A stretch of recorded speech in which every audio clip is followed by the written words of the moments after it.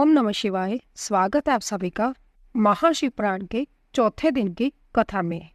आज की कथा में हम पार्थिव लिंग के निर्माण की रीति तथा वेद मंत्र द्वारा उसके पूजन की विस्तृत एवं संक्षिप्त विधि का वर्णन की कथा का श्रवण करेंगे। आइए शुरू करते हैं। षंड लिंग स्वरूप प्रणव का महात्मा, उसके सूक्ष्म रूप ओंकार और स्थूल रूप का विवेचन, उसके जप की विधि एवं महिमा, कार्य ब्रह्म के लोकों से लेकर कारण रुद्र के लोकों तक का विवेचन करके कालातीत पंचवर्ण विशिष्ट शिवलोक के अनिवर्चनीय वैभव का निरूपण तथा शिव भक्तों के सत्कार की महत्ता। ऋषि बोले, प्रभु महामुनि, आप हमारे लिए कर्मशः षंड लिंग स्वरूप प्रणव का महात्म्य तथा शिव भक्त के पूजन का प्रकार बताइए। सूत जी ने कहा, महर्षियों, आप लोग तपस्या के धनी हैं। आपने यह बड़ा सुंदर प्रश्न उपस्थित किया है, किंतु इसका ठीक ठीक उत्तर महादेव जी ही जानते हैं, दूसरा कोई नहीं। तथापि भगवान शिव की कृपा से ही मैं इस विषय का वर्णन करूंगा। वह भगवान शिव हमारी और आप लोगों की रक्षा का बारंबार संदेह ग्रहण करे। प्र नाम है प्रकृति से उत्पन्न संसार के महासागर का। पर्णव इससे पार करने के लिए दूसरी नव नाव है, इसीलिए इस ओंकार को पर्णव की संज्ञा देते हैं। ओंकार उस अपने जप करने वाले साधकों से कहता है, प्रपंच नहीं है तुम लोगों के लिए। अंततः इस बात को लेकर भी ज्ञानी पुरुष ओम को प्रणव नाम से जानते हैं। इसका दूसरा भाव ये है, तुम सब उपासकों को बलपूर्वक मोक्ष तक पहुंचा देगा। इस अभिप्राय से भी इसे ऋषि मुनि प्रणव कहते हैं।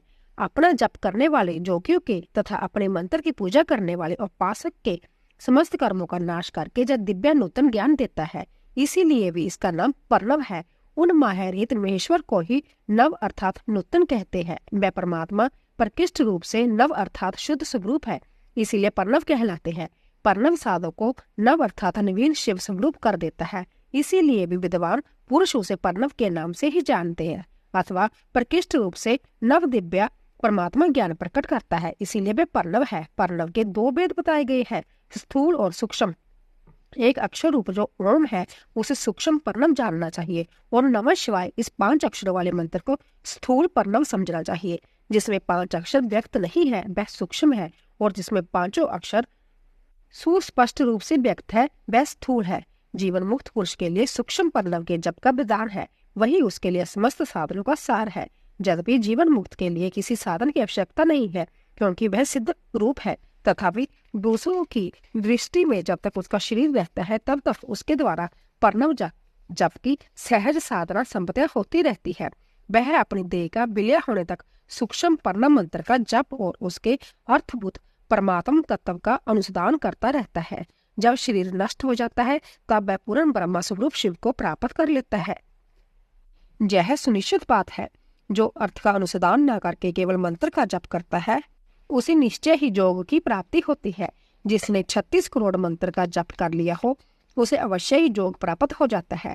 सूक्ष्म प्रणव भी हर्षप और दीगर के वेद से 2 रूप जाने गए हैं, अकार, उकार, मकार, बिंदु, नाद, शब्द काल और कला। इनसे युक्त जो प्रणव है उसे दीगर प्रणव कहते हैं। वह जोगियों के ही हृदय में स्थित होता है। मकार पर्यंत जो ओम है वह ओम इन 3 तत्वों से युक्त है, इसी को हर्षप प्रणव कहते हैं। अ शिव है, ओम शक्ति है और मकार इन दोनों की एकता है। यह त्रितत्व रूप है। ऐसा समझकर हर्षप प्रणव का जप करना चाहिए। जो अपने समस्त पापों का क्षय करना चाहता है उनके लिए इस हर्षप प्रणव का जप अत्यंत आवश्यक है। पृथ्वी, जल, तेज, वायु और आकाश, यह 5 भूत तथा शब्द स्पर्श आदि इनके 5 विषय, यह सब मिलकर 10 वस्तुओं मनुष्य की कामना के लिए विषय है। इनकी आशा मन में लेकर जो कर्मों के अनुष्ठान में संलग्न होते हैं वे 10 प्रकार के पुरुष प्रवृत्त कहलाते हैं, तथा जो निष्काम भाव से शास्त्र विहित कर्मों का अनुष्ठान करते हैं वह निर्वृत्त कहे गए हैं। प्रवृत्त पुरुषों को हर्षप प्रणव का ही जप करना चाहिए और निर्वृत्त पुरुषों को दृढ़ प्रणव का। बहत्तर तथा अन्य मंत्रों के आदि में इच्छा अनुसार शब्द और कला से युक्त प्रणव का उच्चारण करना चाहिए। वेद के आदि में और दोनों संध्याओं के उपासना के समय भी ओंकार उच्चारण करना चाहिए। प्रणव का 9 करोड़ जप करने से मनुष्य शुद्ध हो जाता है। फिर 9 करोड़ का जप करने से वह पृथ्वी तत्व पर विजय पा लेता है। फिर पुण्य 9 करोड़ का जप करके वह जल तत्व को जीत लेता है। पुण्य 9 करोड़ जप से अग्नि तत्व पर विजय पाता है। तदंतर फिर 9 करोड़ का जप करके वह वायु तत्व पर विजय होता है। फिर 9 करोड़ के जप से आकाश को अपने अधिकार में कर लेता है। इसी प्रकार 9 करोड़ का जप करके वह कर्मशः गंध रस रूप स्पर्श और शब्द पर विजय पाता है। इसके बाद फिर 9 करोड़ का जप करके अहंकार को भी जीत लेता है। इस तरह 108 करोड़ प्रणव का जप करके उत्कृष्ट बोध को प्राप्त हुआ पुरुष शुद्ध योग का लाभ करता है। शुद्ध योग से युक्त होने पर वह जीवन मुक्त हो जाता है, इसमें संशय नहीं है। सदल प्रणव का जप और प्रणव रूपी शिव का ध्यान करते करते समाधि में स्थित हुआ महायोगी पुरुष साक्षात शिव ही है, इसमें संशय नहीं है। पहले अपने शरीर में प्रणव के ऋषि शंकर देवता आदि का न्यास करके फिर जप आरंभ करना चाहिए। आकार आदि मात्र का वर्ण से युक्त प्रणव का अपने अंगों से न्यास करके मनुष्य ऋषि हो जाता है। मंत्रों के 10 विध संस्कार मात्र का न्यास तथा क्षण दपशोधन आदि के साथ संपूर्ण न्याय फल उसे प्राप्त हो जाता है। प्रवृत्ति तथा प्रवृत्ति निर्वृत्ति से मिश्रित भाव वाले पुरुषों के लिए स्थूल प्रणव का जप भी अविष्ट साधक होता है। क्रिया तप और जप के योग से शिव योगी 3 प्रकार के होते हैं, जो क्रमशः क्रिया योगी, तप योगी और जप योगी कहलाते हैं। जो धन आदि व्यय से पूजा सामग्री का संचय करके हाथ आदि अंगों से नमस्कार आदि क्रिया करते हुए इष्ट देव की पूजा में लगा रहता है, वह क्रिया योगी कहलाता है। पूजा में संलग्न रहकर जो परिमित भोजन करता ब्रह्म इंद्रियों को जीतकर वश में किए रहता है और मन को भी वश में करके परद्रोह आदि से दूर रहता है, वह तप योगी कहलाता है। इन सभी सद्गुणों से युक्त होकर जो सदा शुद्ध भाव से रहता तथा समस्त काम आदि दोषों से रहित हो शांत चित्त से निरंतर जप किया करता है, उसे महात्मा पुरुष जप योगी मानते हैं। जो मनुष्य 16 प्रकार के उपचारों से शिव योगी महात्माओं की पूजा करता है, वह शुद्ध होकर सालोक्य आदि के कर्म से उत्तरोत्तर उत्कृष्ट मुक्ति को प्राप्त कर लेता है। द्विजो, अब मैं जप योग का वर्णन करता हूँ, तुम सब लोग ध्यान देकर सुनो। तपस्या करने वालों के लिए जप का उपदेश किया गया है, क्योंकि वह जप करते करते अपने आप को सर्वथा शुद्ध निष्पाप कर लेता है। ब्राह्मणों, पहले नमः पद हो, उसके बाद चतुर्थी विभक्ति में शिव शब्द हो तथा पंचतत्वात्मक नमः शिवाय मंत्र होता है। इसे शिव पंचाक्षर कहते हैं, जैसे स्थूल प्रणव रूप है। इसे पंचाक्षर के जप से ही मनुष्य संपूर्ण सिद्धियों को प्राप्त कर लेता है। पंचाक्षर मंत्र के आदि में ओंकार लगाकर ही सदा उनका जप करना चाहिए। द्विजो, गुरु के मुख से पंचाक्षर मंत्र का उपदेश पाकर जहाँ सुख पूर्वक निवास किया जा सके, ऐसी उत्तम भूमि पर महीने के पूर्व पक्ष शुक्ल में प्रतिपदा से आरंभ करके कृष्ण पक्ष की चतुर्दशी तक निरंतर जप करता रहे। माघ और भादों के महीने में अपना विशिष्ट महत्व रखते हैं, जैसे में सब समयों से उत्तम माना गया है। साधक को चाहिए कि वह प्रतिदिन एक बार परिमित भोजन करे, मौन रहे, इंद्रियों को वश में रखे, अपने स्वामी एवं माता पिता की नित्य सेवा करे। इस नियम से रहकर जप करने वाला पुरुष एक सहस्र जप से ही शुद्ध हो जाता है, अन्यथा वह ऋणी होता है। भगवान शिव का निरंतर चिंतन करते हुए पंचाक्षर मंत्र का 5 लाख जाप करे। जप काल में इस प्रकार ध्यान करे, कल्याणदाता भगवान शिव कमल के आसन पर विराजमान है। उनका मस्तक श्री गंगा जी तथा चंद्रमा जी की कला से सुशोभित है। उनकी बाईं जांघ पर आदिशक्ति भगवती उमा बैठी है। वहां खड़े हुए बड़े बड़े गण भगवान शिव की शोभा बढ़ा रहे हैं। महादेव जी अपने 4 हाथों में मृग मुद्रा, टंक तथा भर एवं अव्यय की मुद्राएं धारण किए हुए हैं। इस प्रकार सदा सब पर अनुग्रह करने वाले भगवान सदा शिव का बारंबार स्मरण करते हुए हृदय अथवा सूर्य मंडल में पहले उनकी मानसिक पूजा करके फिर पूर्व मुख हो पूर्वोक्त पंचाक्षरी विद्या का जप करे। उन दिनों साधक सदा शुद्ध कर्म ही करे और दुष्कर्म से बचा रहे। जप की समाप्ति के दिन कृष्ण पक्ष की चतुर्दशी को प्रातःकाल नित्य कर्म करके शुद्ध एवं सुंदर स्थान में शोष संतोष आदि नियमों से युक्त हो शुद्ध हृदय से पंचाक्षर मंत्र का 12 सहस्र जप करे। फिर 5 सपत्नी तक ब्राह्मणों का जो श्रेष्ठ एवं शिव भक्त हो वरण करे। इनके अतिरिक्त एक श्रेष्ठ आचार्य प्रवर का भी वरण करे और उसके सांब सदाशिव का स्वरूप समझे। ईशान, तत्पुरुष, अघोर, वामदेव तथा सदजात, इन 5 के प्रति स्वरूप 5 ही श्रेष्ठ और शिव भक्त ब्राह्मणों का वरण करने के पश्चात पूजन सामग्री को एकत्रित करके भगवान शिव का पूजन आरंभ करे। विधि पूर्वक शिव की पूजा संपन्न करके होम आरंभ करे। अपने ग्रह सूत्र के अनुसार सुखांत कर्म करके अर्थात परिसमूहन, उपलेपन, उल्लेखन, मृत, उदरण और अविशन, इन 5 भू संस्कारों के पश्चात वेदी पर स्वाभिमुख अग्नि को स्थापित करके कुशकंडिका के अनंतर प्रज्वलित अग्नि में आज्ञाभंगांत आहुति देकर प्रस्तुत होम का कार्य आरंभ करे। कपिला गाय के घी से 11, 101 अथवा 1000 आहुतियां संभ्या ही दे अथवा विद्वान पुरुष शिव भक्त ब्राह्मणों से 108 आहुतियां दिलाए। होम कर्म समाप्त होने पर गुरु को दक्षिणा के रूप में एक गाय और बैल देना चाहिए। ईशान आदि के प्रतीक रूप जिन 5 ब्राह्मणों का वर्ण किया गया हो उनको ईशान आदि का स्वरूप ही समझे तथा आचार्य को सब सदाशिव का स्वरूप माने। इसी भावना के साथ उन सबके चरण धोए और उनके चरण उदिक से अपने मस्तक को सींचे। ऐसा करने से वह साधक अनगिनत तीर्थों में तत्काल स्नान करने का फल प्राप्त कर लेता है। उन ब्राह्मणों को भक्ति पूर्वक दशांश अन्न देना चाहिए। गुरु पत्नी को पराशक्ति मानकर उनका भी पूजन करे। ईशान आदि कर्म से उन सभी ब्राह्मणों का उत्तम अन्न से पूजन करके अपने वैभव विस्तार के अनुसार रुद्राक्ष, वस्त्र, भंडारों, पुआ आदि अर्पित करे। तदंतर दिक्पालिका आदि को बलि देकर ब्राह्मणों को भरपूर भोजन कराए। इसके बाद देवेश्वर शिव से प्रार्थना करके अपना जप समाप्त करे। इस प्रकार पुरुष चरण करके मनुष्य उस मंत्र को सिद्ध कर लेता है। फिर 5 लाख जप करने से समस्त पापों का नाश हो जाता है। फिर पुण्य 5 लाख जप करने पर अतल से लेकर सत्यलोक तक 14 भुवनों पर क्रमशः अधिकार प्राप्त हो जाता है। यदि अनुष्ठान पूर्ण होने के पहले बीच में ही साधक की मृत्यु हो जाए तो वह परलोक में उत्तम भोग भोगने के पश्चात पुण्य पृथ्वी पर जन्म लेकर पंचाक्षर मंत्र के जप का अनुष्ठान करता है। समस्त लोगों का ऐश्वर्य पाने के पश्चात वह मंत्र को सिद्ध करने वाला पुरुष यदि पुण्य 5 लाख जप करे तो उसे ब्रह्मा जी का समाप्य प्राप्त हो जाता है। पुण्य 5 लाख जप करने से सार्यो नामक ऐश्वर्य प्राप्त होता है। 100 लाख जप करने से वह साक्षात ब्रह्मा के समान हो जाता है। इस तरह कार्य ब्रह्मा हिरण्य गर्भ का सौर्य प्राप्त करके वह उस ब्रह्मा का प्रलय होने तक उस लोक में यथेष्ट भोग भोगता है। फिर दूसरे कल्प का आरंभ होने पर वह ब्रह्मा जी का पुत्र होता है। उस समय फिर तपस्या करके दिव्य तेज से प्रकाशित हो वह मुक्त हो जाता है। पृथ्वी आदि कार्य से पूर्व भूतों द्वारा पाताल से लेकर सत्यलोक पर्यंत ब्रह्मा जी के 14 लोक क्रमशः निर्मित हुए हैं। सत्यलोक से ऊपर शमलोक तक जो 14 भुवन है वह भगवान विष्णु की लोक है। शमलोक से ऊपर शूशी लोक पर्यंत 28 भुवन स्थित है।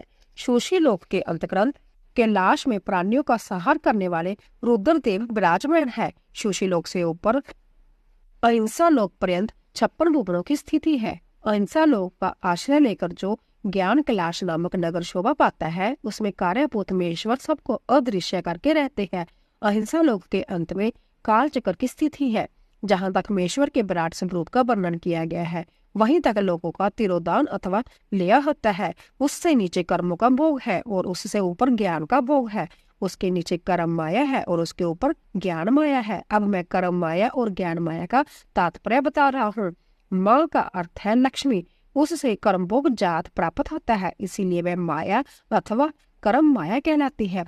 इसी तरह माँ अर्थात लक्ष्मी से ज्ञान भोग अर्थात प्राप्त होता है, इसीलिए उसे माया या ज्ञान माया कहा गया है। उपयुक्त सीमा से नीचे नश्वर भोग है और ऊपर नित्य भोग। उससे नीचे ही तिरोदान अथवा लेय है, ऊपर नहीं। वहां से नीचे ही कर्म में पाशों द्वारा बंधन होता है, ऊपर बंधन का सदा अभाव है। उससे नीचे ही जीव इस काम कर्मों का अनुसरण करते हुए विभिन्न लोक और जोनियों में चक्कर काटते हैं। उससे ऊपर के लोक में निष्काम कर्म का ही भोग बताया गया है। बिंदु पूजा में तत्पर रहने वाले उपासक वहां से नीचे के लोकों में ही घूमते हैं। उसके ऊपर तो निष्काम भाव से शिवलिंग की पूजा करने वाले उपासक ही जाते हैं। जो एकमात्र शिव की उपासना में तत्पर है वह उससे ऊपर के लोकों में जाते हैं। वहां से नीचे जीव कोटि है और ऊपर ईश्वर कोटि। नीचे संसारी जीव रहते हैं और ऊपर मुक्त पुरुष। नीचे कर्म लोक है और ऊपर ज्ञान लोक। ऊपर मद और अहंकार का नाश करने वाली नम्रता है। वहां जन्म जनित तिरोदान नहीं, उसका निवारण किए बिना वहां किसी का प्रवेश संभव नहीं। इसी प्रकार तिरोदान का निवारण करने से वहां ज्ञान शब्द का अर्थ ही प्रकाशित होता है। आदि भौतिक पूजा करने वाले लोग उससे नीचे के लोकों में ही चक्कर काटते हैं। जो आध्यात्मिक उपासना करने वाले हैं वह ही उसमें ऊपर को जाते हैं। जो सत्य अहिंसा आदि धर्मों से युक्त हो भगवान शिव के पूजन में तत्पर रहते हैं वह काल चक्र को पार कर जाते हैं। काल चक्रेश्वर की सीमा तक जो विराट महेश्वर लोक बताया गया है उससे ऊपर वृषभ के आकार में धर्म की स्थिति है। वह ब्रह्मचार्य का मूर्तिमान रूप है। उसके सत्य, शोष, अहिंसा और दया ये 4 पाद है। वह साक्षात शिवलोक के द्वार पर खड़ा है। शम उसके सींग है, शम कान है। वह वेद दवनी रूपी शब्द से विभूषित है।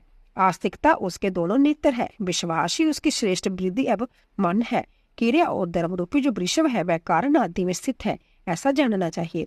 उस क्रिया रूप वृषभ का धर्म पर कालातीत शिव आरूढ़ होते हैं।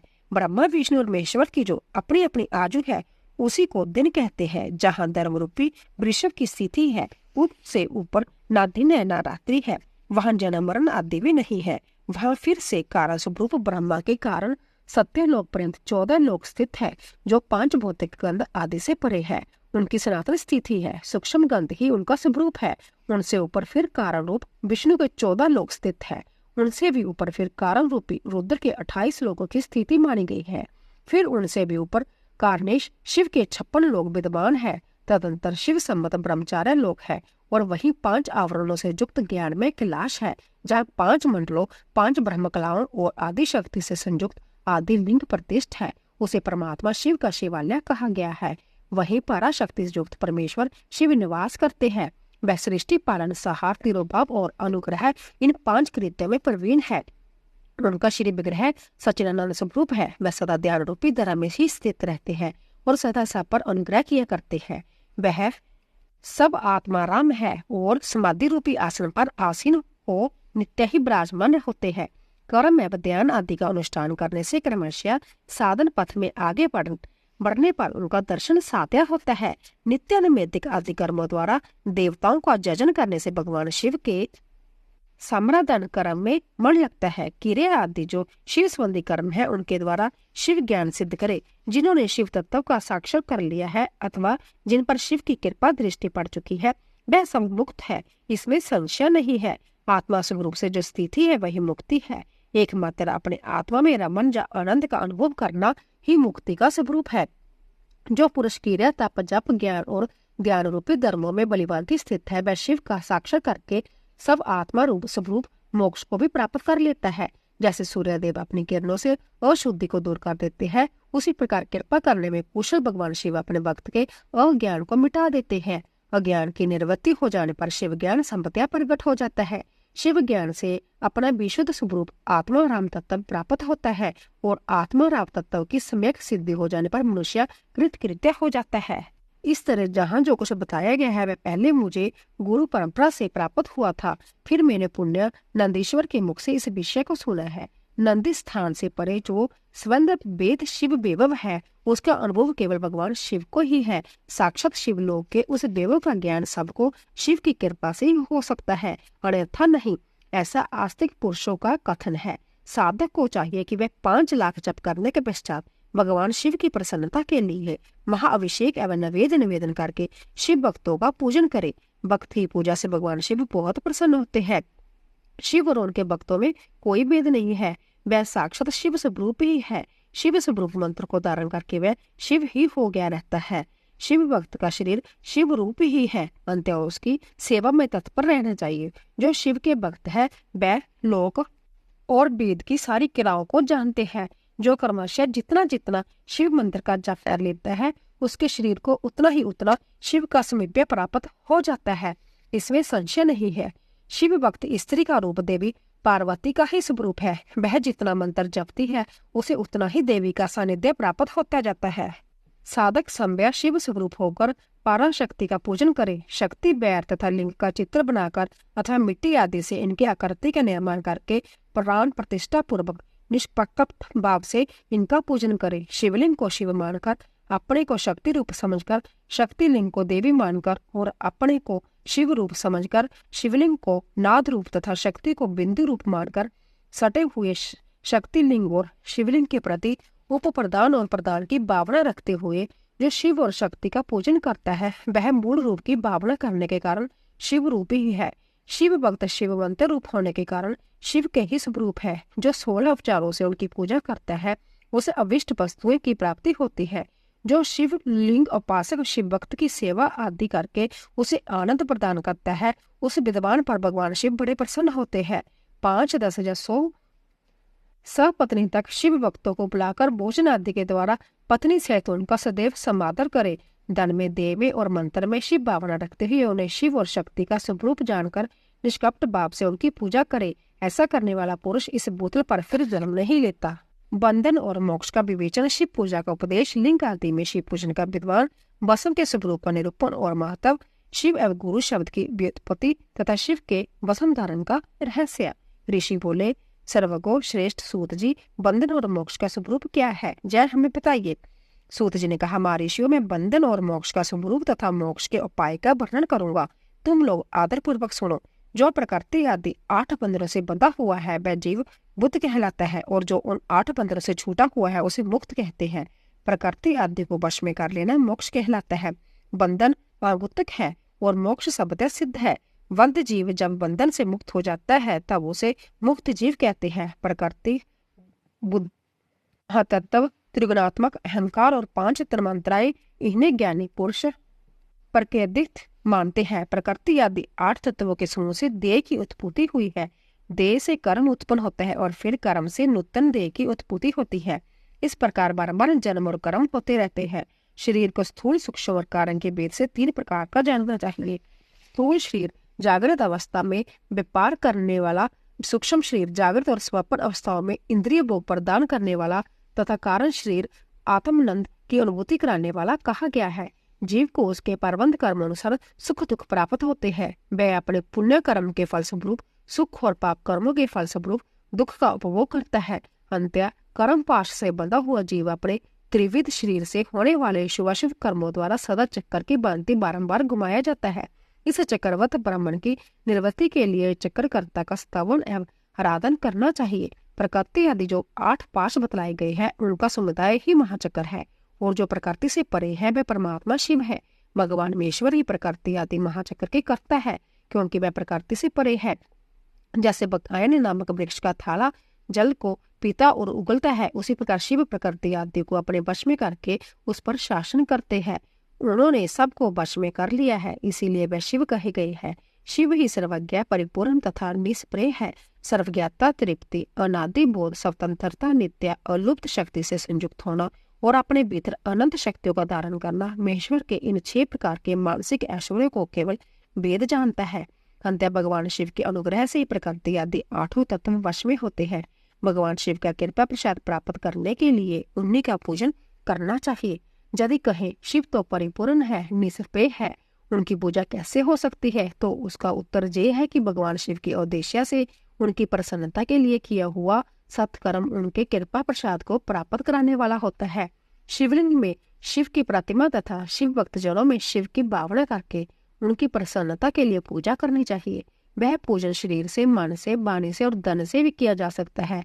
उस पूजा से महेश्वर शिव जो प्रकृति से परे है पूजक पर विशेष कृपा करते हैं और उनका वह कृपा प्रसाद सत्य होता है।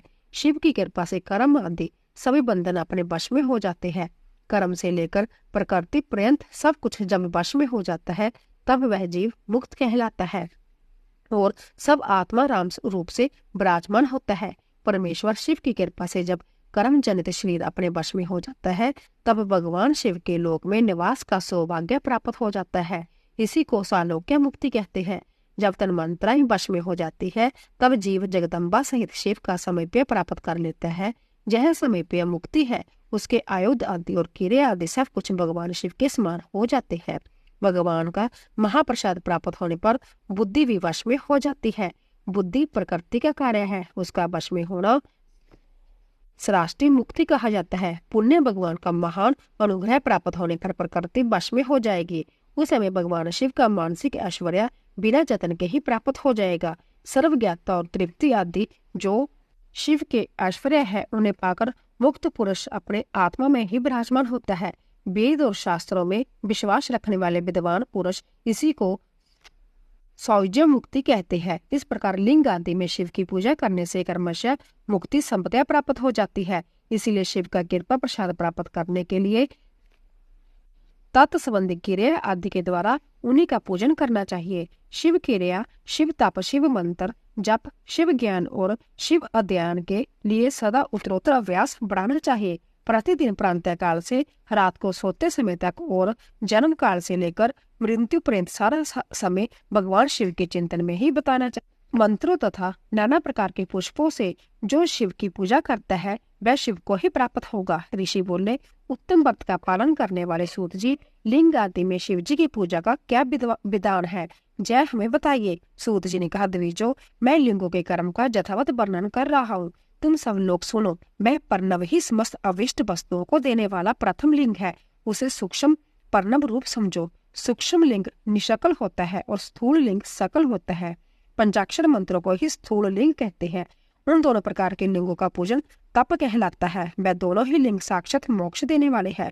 पौरुष लिंग और प्रकृति लिंग के रूप में बहुत से लिंग है, उन्हें भगवान शिव ही विस्तार पूर्वक बता सकते हैं, दूसरा कोई नहीं जानता।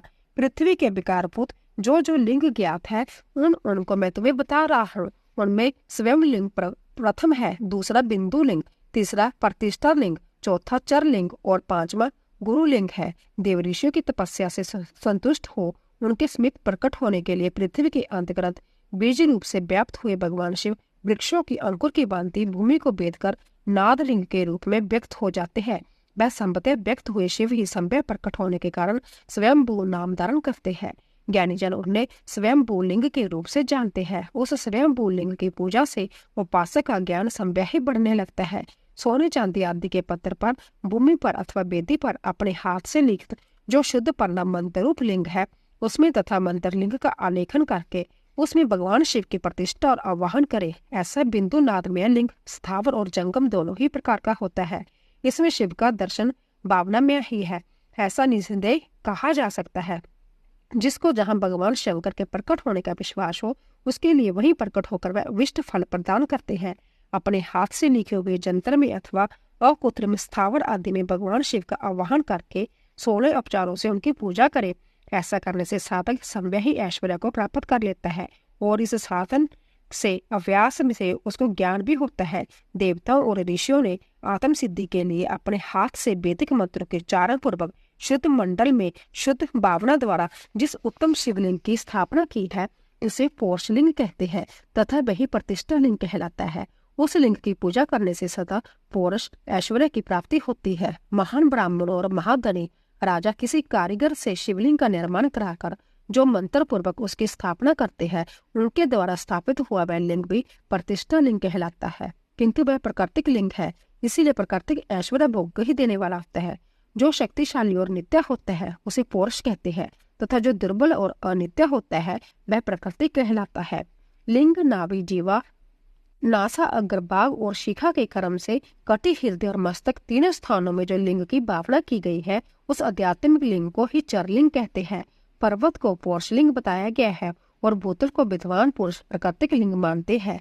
वृक्ष आदि को पौरुष लिंग जानना चाहिए और गुलम आदि को प्राकृतिक लिंग, साठी नामक धान्य को प्राकृतिक लिंग समझना चाहिए और अगहनी, शली एवं गेहूं को पौरुष लिंग, अनिमा आदि 8 सिद्धियों को देने वाला जो ऐश्वर्य है उसे पौरुष ऐश्वर्य जानना चाहिए। सुंदर स्त्री तथा धन आदि विषयों को आस्तिक पुरुष प्राकृतिक ऐश्वर्य कहते हैं। चार लिंगों में सबसे प्रथम रसलिंग का वर्णन किया जाता है। रसलिंग ब्राह्मणों को उनकी सारी अविष्ट वस्तुओं को देने वाला है। शुभ कारक बाणलिंग क्षत्रियों को महान राज्य की प्राप्ति कराने वाला है। सुवर्ण लिंग वैश्य को महाधनपति का पद प्रदान करने वाला है तथा सुंदर शिवलिंग शूद्रों को महाशुद्धि देने वाला है। फटिकमय लिंग तथा वाण लिंग सब लोगों को उनकी समस्त कामनाएं प्रदान करते हैं। अपना ना होने हो तो दूसरे का सफटिक या वाण लिंग भी पूजा के लिए निषिद्ध नहीं है। स्त्रियों विशेषतः साधवाओं के लिए पृथ्वी लिंग की पूजा का विद्वान है। परवर्ती मार्ग स्थित विधवाओं के लिए सफटिक लिंग की पूजा बताई गई है, परंतु विरक्त विधवाओं के लिए रस लिंग की पूजा को ही श्रेष्ठ कहा गया है। उत्तम व्रत का पालन करने वाले महर्षियों बचपन में, जवानी में और बुढ़ापे में विशुद्ध सफटिकाय शिवलिंग का पूजन स्त्रियों को समस्त भोग प्रदान करने वाला है। ग्रह शक्ति स्त्रियों के लिए पीठ पूजा पुतल पर संपूर्ण अविष्ट को देने वाला है। प्रवृत्ति मार्ग में चलने वाला पुरुष सुपात्र गुरु के सहयोग से ही समस्त पूजा कर्म संपन्न करे। इष्ट देव का अभिषेक करने के पश्चात अग्नि के चावल से बने हुए खीर आदि पकवानों द्वारा नैवेद्य अर्पण करे। पूजा के अंत में शिवलिंग को सपुट में पदार्थ कर घर के भीतर पृथक रख दे।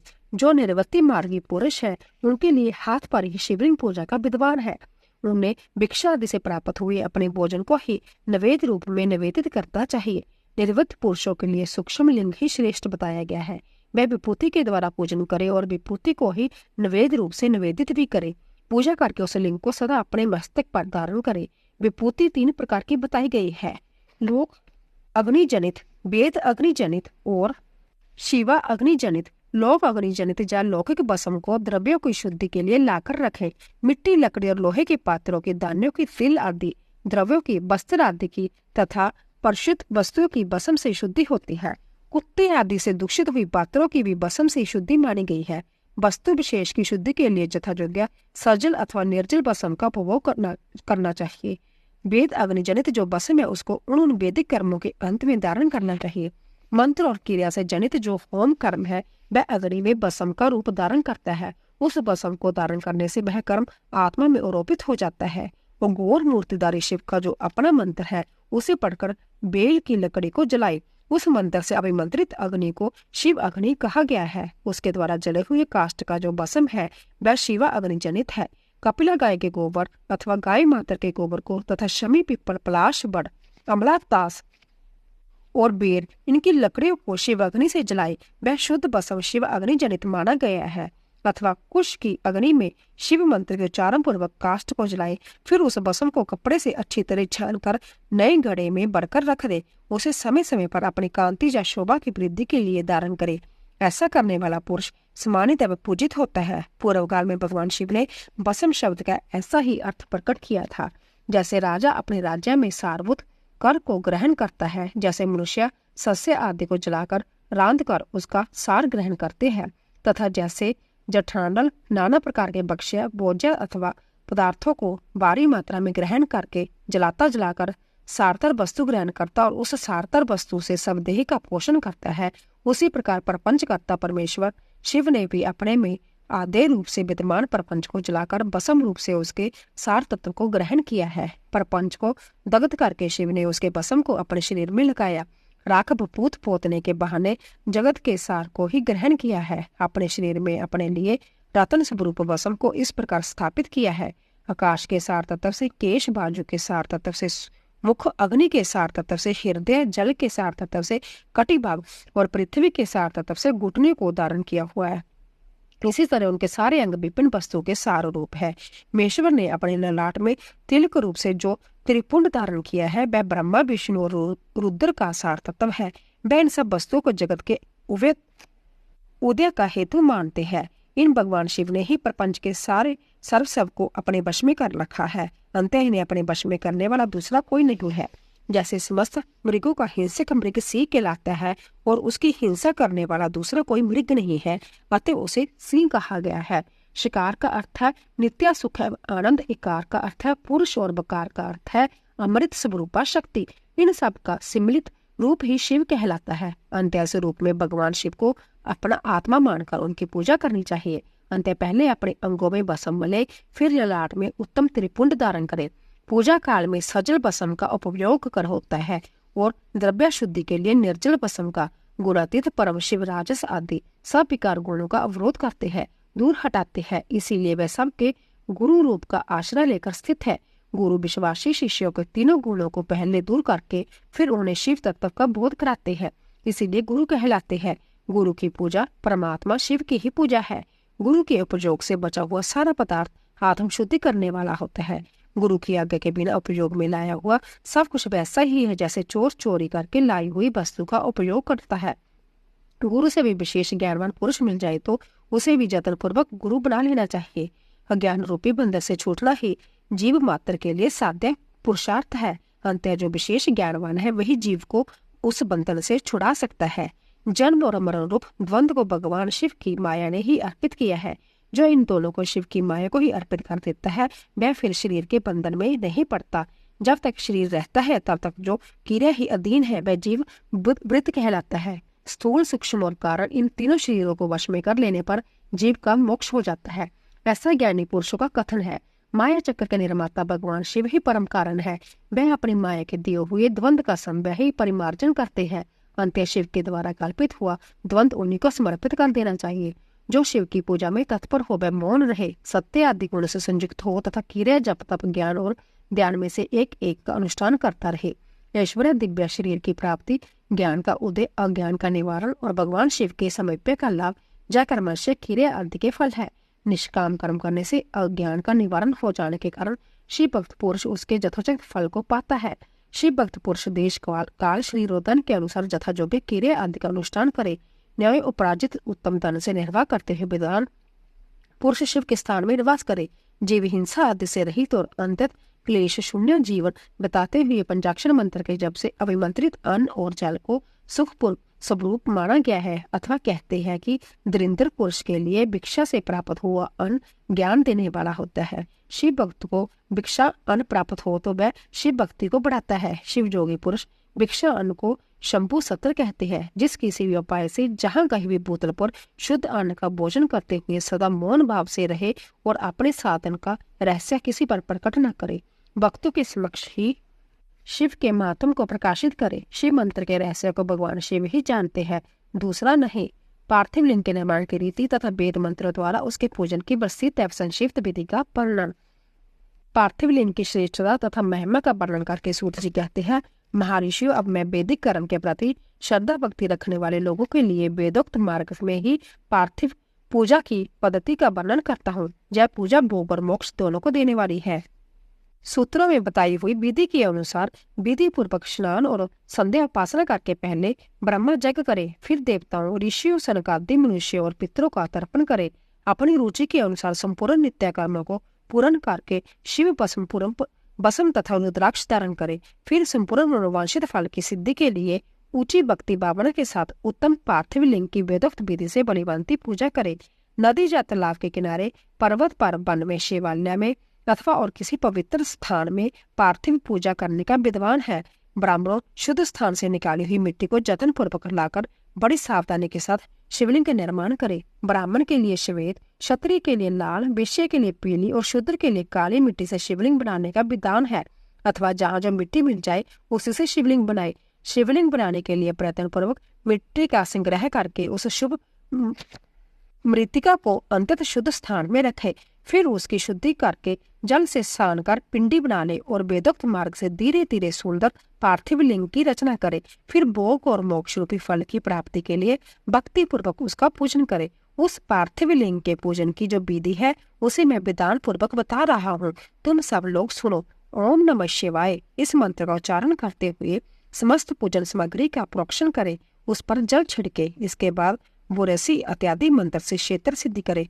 फिर आपोस्मान इस मंत्र से जल का संस्कार करे। इसके बाद नमस्ते रुद्राय इस मंत्र से सफटिका बंद शिला का घेरा बनाने की बात कही गई है। नमः शंभाय इस मंत्र से क्षेत्र शुद्धि और पंचरामत का प्रोक्षण करे। फिर शिव भक्त पुरुष नमः पूर्वक नीलग्रीवाय मंत्र से शिवलिंग की उत्तम प्रतिष्ठा करे। इसके बाद वैदिक रीति से पूजन कर्म करने वाला उपासक भक्ति पूर्वक अतते रुद्र वसे इस मंत्र से रमणीय आसन दे। माँ नौ महानतम इस मंत्र से आह्वान करे। या ते रुद्राय इस मंत्र से भगवान शिव को आसन पर समासीन करे। जामेशु इस मंत्र से शिव के अंगों में न्यास करे। अदय बौचतय इस मंत्र से प्रेम पूर्वक अधिवासन करे। असो जतसो इस मंत्र से शिवलिंग में इष्ट देवा शिव का न्यास करे।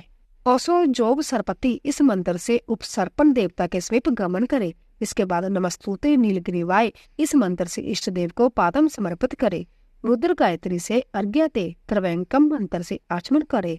पेय प्रतिवाय इस मंत्र से दूध स्नान कराए। दधि करालो इस मंत्र से दही स्नान कराए। फिर घृत पावा इस मंत्र से घृत स्नान कराए। मधुबाता मधु नक्ते मधुमानो इन 3 ऋचाओं से मधु स्नान और शर्करा स्नान कराए। इस दूध आदि 5 वस्तुओं के पंचनामत कहते हैं, अथवा पादम समर्पण के लिए कहे गए नमस्तुते नीलग्रीवाय इत्यादि मंत्र द्वारा पंचनामत से स्नान कराए। तदंतर माँ नस्तोके इस मंत्र से प्रेम पूर्वक भगवान शिव को कटिबंध करदनी अर्पित करे। नमो दुष्णवे इस मंत्र का उच्चारण करके आराध्य देवताओं उत्तरी धारण करे। याते हेति इत्यादि 4 रचाओं के पढ़कर वेदक भक्त प्रेम से विधि पूर्वक भगवान शिव के लिए वस्त्र एवं जगोपति समर्पित करे। इसके बाद नमः शिवाय इत्यादि मंत्र को पढ़कर शुद्धि बुद्धि वाला भक्त पुरुष भगवान को प्रेम पूर्वक सुगंधित चंदन एवं रोली चढ़ाए। फिर मंत्र से अक्षत अर्पित करे, फूल चढ़ाए और बेलपत्र चढ़ाए और मंत्र से विधि पूर्वक धूप दान दे। फिर ऋचा से शास्त्रोक्त विधि के अनुसार दीप निवेदन करे, फिर हाथ धोकर इस नमो ज्येष्ठाय नवेद अर्पित करे, फिर पूर्वोक्त त्रैवंक मंत्र से आचमन कराए, इमा रुद्राय इस ऋचा से फल समर्पण करे, फिर नमो वज्राय इस मंत्र से भगवान शिव को अपना सब कुछ समर्पित करते। तदंतर मानव महानतम तथा मानस्तके इन पूर्वोक्त 2 मंत्रों द्वारा केवल अक्षरों से 11 रुद्रों का पूजन करे, फिर हिरण्य गर्भ इत्यादि मंत्र से जो 3 ऋचाओं के रूप में पठित है दक्षिणा चढ़ाए। देवस्य तत्वा इस मंत्र से विद्वान पुरुष आराध्य देव का अभिषेक करे। दीप के लिए बताए हुए नमो आशवे इत्यादि मंत्र से भगवान शिव की निरंजन आरती करे, फिर इमा और रुद्राय इत्यादि 3 ऋचाओं से भक्ति पूर्वक रुद्रदेव को पुष्पांजलि अर्पित करे। मानव महानतम इस मंत्र से बिग उपासक पूजनीय देवता की परिक्रमा करे, फिर उत्तम बुद्धि वाला उपासक मानवस्तों के इस मंत्र से भगवान को साष्टांग प्रणाम करे, फिर मंत्र से शिव मुद्रा का प्रदर्शन करे। जोते जाते इस मंत्र से अवय नामक मुद्रा का, त्रैवंक मंत्र से ज्ञान नामक मुद्रा का तथा नमो सेनाथ इत्यादि मंत्र से महामुद्रा का प्रदर्शन करे। नमो वोभय इस ऋचा द्वारा धेनु मुद्रा दिखाए। इस तरह 5 मुद्राओं का प्रदर्शन करके शिव संबंधी मंत्रों का जप करे अथवा वेदक पुरुष शतरुद्रीय मंत्र की आवर्ती करे, फिर वेदक पुरुष पंचांग पाठ करे, फिर इत्यादि मंत्रों से भगवान शंकर का विसर्जन करे। इस प्रकार शिव पूजा की वैदिक विधि का विस्तार से प्रतिपादन किया गया है। महर्षि अब संक्षेप में भी पार्थिव पूजन की वैदिक विधि का वर्णन सुनो। सदो जाते ऋचा से पार्थिव लिंग बनाने के लिए मिट्टी ले आए, वामदेवाय इत्यादि मंत्र पढ़कर उसमें जल चढ़ाए। जब मिट्टी सनकर तैयार हो जाए तब अघोरे मंत्र से लिंग निर्माण करे, फिर तत्पुरुषाय इस मंत्र से विधिवत उसमें भगवान शिव का आह्वान करे। तदंतर ईशान्य मंत्र से भगवान शिव को वेदी पर स्थापित करे। इनके सिवाय अन्य संविधानों को विशुद्ध बुद्धि वाला उपासक संक्षेप से ही संपन्न करे। इसके बाद विधान पुरुष पंचाक्षर मंत्र से अथवा गुरु के दिए हुए अन्य किसी से संबंधी मंत्र से 16 उपचारों द्वारा विधिवत पूजन करे। भवाय भवनाशाय महादेवाय धीमहि उग्राय उग्रनाशाय शर्वाहे शशि मौलिने इस मंत्र द्वारा विद्वान उपासक भगवान शंकर की पूजा करे। वह ब्रह्म छोड़कर उत्तम भाव भक्ति से शिव की आराधना करे, क्योंकि भगवान शिव भक्ति से मनोवांछित फल देते हैं। ब्राह्मणों जहाँ जो वैदिक विधि से पूजन का क्रम बताया गया है, इसका पूर्ण स्वरूप आदर करता हुआ मैं पूजा की एक दूसरी विधि भी बता रहा हूँ, जो उत्तम होने के साथ ही सर्वसाधारण के लिए उपयोगी है। मुनिवरों, पार्थिव लिंग की पूजा भगवान शिव के नामों से बताई गई है। वह पूजा संपूर्ण अविष्टों को देने वाली है। मैं उसे बताता हूँ, सुनो। हर महेश्वर, शंभु, शूलपाणी, पिनाक कृदक, शिव पशुपति और महादेव जयकर्मशय शिव के 8 नाम कहे गए हैं। इनमें से प्रथम नाम के द्वारा ओम हराय नमः का उच्चारण करके पार्थिव लिंग बनाने के लिए मिट्टी लाए। दूसरे नाम अर्थात ओम मेश्वराय नमः का उच्चारण करके लिंग निर्माण करे। फिर ओम शंभय नमः बोलकर उस पार्थिव लिंग की प्रतिष्ठा करे। फिर ओम शूलपाणाय नमः कहकर उस पार्थिव लिंग में भगवान शिव का आह्वान करे। फिर ओम पिनाक कृदकय नमः कहकर उस शिवलिंग को नहलाए। ओम नमः शिवाय बोलकर उसकी पूजा करे। फिर ओम पशुपतये नमः कहकर क्षमा प्रार्थना करे और अंत में ओम महादेवाय नमः कहकर आराध्य देव का विसर्जन कर दे। प्रत्येक नाम के आदि में ओंकार और अंत में चतुर्थी विभक्ति के साथ नमः पद लगाकर बड़े आनंद और भक्ति भाव से पूजन संबंधी सारे कार्य करने चाहिए। षडाक्षर मंत्र से अग्न्यास और करन्यास की विधि बलिपंथी संपन्न करके फिर नीचे लिखे अनुसार ध्यान करे। जो कैलाश पर्वत पर एक सुंदर सिंहासन के मध्य भाग में विराजमान है, जिनके बाम बाहु में भगवती उमा उनसे सटकर बैठी हुई है, सनक सनंदन आदि भक्तजन जिनकी पूजा कर रहे हैं तथा जो भक्तों के दुख रूपी दावानल को नष्ट कर देने वाले अप्रमेय शक्तिशाली ईश्वर है, उन विषय विभूषण भगवान शिव का चिंतन करना चाहिए। भगवान में ईश्वर का प्रतिदिन इस प्रकार ध्यान करे। उनकी अंग कांति चांदी के पर्वत की भांति गोर है। वह अपने मस्तक पर मनोहर चंद्रमा का मुकुट धारण करते हैं। रत्नों के आभूषण धारण करने से उनका श्रीअंग और भी उदासित हो उठा है। उनके 4 हाथों में क्रमशः परशु, मृग मुद्रा, वर एवं अवय मुद्रा सुशोभित है। वह सदा प्रसन्न रहते हैं, कमल के आसन पर बैठे हैं और देवता लोग चारों ओर खड़े होकर उनकी स्तुति कर रहे हैं। उन्होंने बस्तर की जगह व्यंग चरम धारण कर रखा है और वह इस विषय की आदि है, बीज कारण रूप है तथा सबका समस्त ब्याह हर लेने वाले है। उनके 5 मुख है और प्रत्येक मुखमंडल में 3-3 नेत्र है। इस प्रकार ध्यान तथा उत्तम पार्थिव लिंग का पूजन करके गुरु के दिए हुए पंचाक्षर मंत्र का विधि पूर्वक जप करे। हे विप्रो, विद्वान पुरुष को चाहिए कि वह देवेश्वर शिव को प्रणाम करके नाना प्रकार की स्तुतियों द्वारा उनका स्तवन करे तथा शतरुद्रीय का पाठ करे। फिर अंजलि में अक्षत और फूल लेकर उत्तम भक्तिभाव से मंत्रों को पढ़ते हुए प्रेम और प्रसन्नता के साथ भगवान शंकर के इस प्रकार प्रार्थना करें। सबको सुख देने वाले कृपा निदान भूतनाथ शिव, मैं आपका हूँ, आपके गुणों में ही मेरे प्राण बसते हैं, अथवा आपके गुण ही मेरे प्राण है। मेरे जीवन से सब है, मेरा चित्त सदा आप में ही चिंतन में लगा हुआ है। जय जानकर मुझ पर प्रसन्न हो जाइए। कृपा कीजिए शंकर, मैंने अनजान में अथवा जानबूझकर यदि कभी आपका जप और पूजन आदि किया हो तो आपकी कृपा से वह सफल हो जाए। गौरीनाथ, मैं आधुनिक युग का महान पापी हूँ, पतित हूँ, और आप सदा से ही परम महान पतित पावन है। इस बात का विचार करके आप जैसा चाहे वैसा करें। महादेव, सदाशिव, वेद पुराणों, नाना प्रकार के शास्त्रीय सिद्धांत और विपिन महर्षियों भी अब तक आपका पूर्ण रूप से नहीं जाना है, फिर मैं कैसे जान सकता हूँ? महेश्वर, मैं जैसा भी हूँ वैसा ही उसी रूप में संपूर्ण भाव से आपका हूँ, आपके आश्रित हूँ, इसलिए आपसे रक्षा पाने के योग्य हूँ। हे परमेश्वर, आप मुझ पर प्रसन्न हो जाइए। मुने इस प्रकार प्रार्थना करके हाथों में लिए हुए अक्षर और पुष्प को भगवान शिव के ऊपर चढ़ाकर उन शंभुदेव को भक्ति भाव से विधिपूर्वक साष्टांग प्रणाम करें। तदंतर शुद्ध बुद्धि वाला उपासक शास्त्रोक्त विधि से इष्ट देव की परिक्रमा करे। फिर श्रद्धापूर्वक स्तुति द्वारा देवेश्वर शिव की स्तुति करे। इसके बाद गला बजाकर गले से अव्यक्त शब्द का उच्चारण करके पवित्र एवं विनीत चित्त वाला साधक भगवान को प्रणाम करे। फिर आदर पूर्वक विगलित करके और उसके बाद विसर्जन मुनि और इस प्रकार विधि पूर्वक पार्थिव पूजा बताई गई है। वह भोग और मोक्ष देने वाली तथा भगवान शिव के प्रति भक्ति भाव को बढ़ाने वाली है। दोस्तों, कल की कथा में हम रुद्राक्ष धारण की महिमा तथा उसके विविध वेदों का वर्णन की कथा का श्रवण करेंगे। तो दोस्तों, अगर आपको हमारी कथा पसंद आ रही हो, प्लीज जाने से पहले कमेंट बॉक्स में ओम नमः शिवाय अवश्य लिखें। आप सभी का धन्यवाद।